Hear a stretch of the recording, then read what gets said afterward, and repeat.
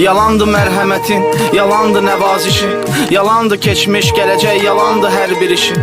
Yalandı daşın, torpağın, dənizin, dağın yalan.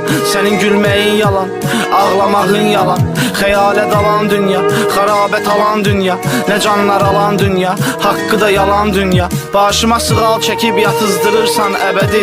Yox mudur mərifətin, yox mudur heç ədəbin. Bəlkə də xəyali aləm, bəlkə də röyasan. Sən əmin dünyasın, sən əmin dünyasın. Sevgini məndən alıb zillətlərə salan dünya, canları alan dünya, gerçəyi yalan dünya. Yalanla haqqa çağırdım, belə dəvət mi olar? Üstümə yağdı əzablar, belə lənət mi olar? Sənə ləzzət dedilər, sənə cənnət dedilər. Sonunda kəfən qəbir var, belə cənnət mi olar? Kimə əlvida deyib, kimlərə salam dünya. Vidası ölüm və haqq, salamı yalan dünya.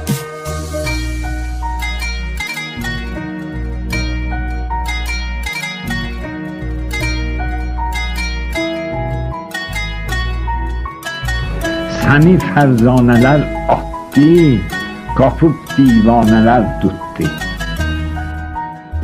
Səni fərzanələr atdı, qapıb divanələr tutdu.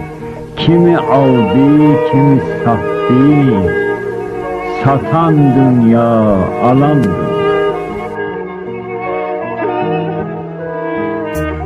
Zalimin zülmü sənin, məzlumun ölümü sənin və mənim varoluşum sənin ən gözəl ölüm əsərin. Verdiyin zülmü çəkib gözlərimdən axmaq var, ətəyindən yapışan gör nə qədər axmaq var. Torpaqla gedən dünya, beşiklə gələn dünya, varlıdan dərdi alıb yoxsullara verən dünya. Əvvəlcə dəyərdən salıb sonradan ucuz satdın. Mən dünən cavan idim, dünya məni tez qocatdın. Sənə zəhmət demişəm, sənə nifrət demişəm. Səni bildim biləli, mən sənə lənət demişəm. Məzlumun canını alıb zalimlara qalan dünya, zülmünə halal dünya, ləzzəti haram dünya. Yalandı həqiqətlər, yalandı insanlar, halbuki qəlbimiz təmizdir, pakdır deyir onlar. Sənin eşqin də yalan, verdiyin qəm də yalan, dünya sən də yalan, dünya mən də yalan. Gerçək yalan dünya, qatil cani dünya, tez bitən ani dünya, fanidir fani dünya.